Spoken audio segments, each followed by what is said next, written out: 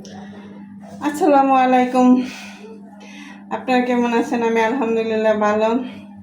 অনেক দিন পর একটা রান্নার ভিডিও নিয়ে আসলাম। আজকের ভিডিওতে আমি ইলিশ ভাপা করব।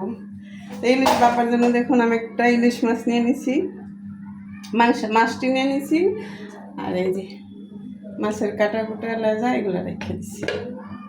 মাছটা খুব ভালো, দেখুন মাছটা তেল তুললা ইওলা, মাছটা খুব ভালো। তাই এগুলোর জন্য আমি কি কি উপকরণ দিব সেটা আপনাদেরকে বলি। দিয়ে দিলাম কিছু হলুদ,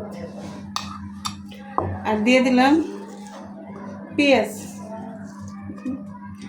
আর এই যে দেখুন আমি কিছু মশলা বাড়ছি। এটার ভিতরে সরিষা, 2 পদের বাদাম, তারপরে আদা, রসুন, জিরা, তেজপাতা, ধনিয়া, কাঁচামরিচ, পেঁয়াজ, শুকনা মরিচ, এগুলো সব আমি বেটে নিচ্ছি।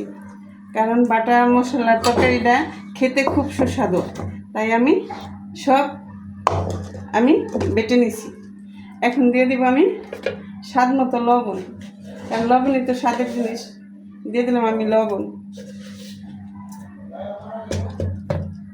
আর দিয়ে দিব আমি এই যে খাঁটি সর্ষের তেল, সর্ষের তেল।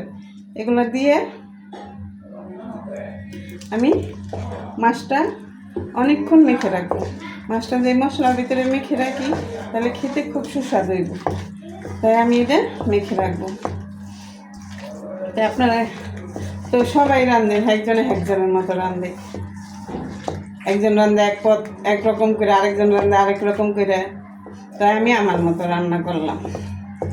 তাই এটা আমি অনেকক্ষণ মেখে রাখবো।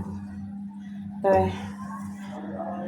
আপনারা আমার ভিডিওটা দেখবেন, একটা লাইক দিবেন, এমন করেন একটা লাইক দিবেন, আমার ভিডিওটা দেখবেন। আমার ভিডিওটা কি একটু ভালো হয় না? আজকে 4 বছর ধরে ভিডিও করি, কেউ দেখেন না, বুঝি না কেন। আমার ভিডিওটা দেখবেন। দেখুন আমি সুন্দর করে মেখে নিচ্ছি। এটা এখন আমি কিছুক্ষণ ডেকে রাখবো।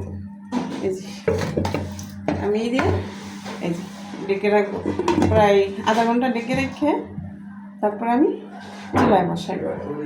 তাই আপনারা ভালো থাকবেন, সুস্থ থাকবেন, আমার ভিডিওটা দেখবেন, একটা লাইক দিবেন, একটা সাবস্ক্রাইব করবেন। আসসালামু আলাইকুম।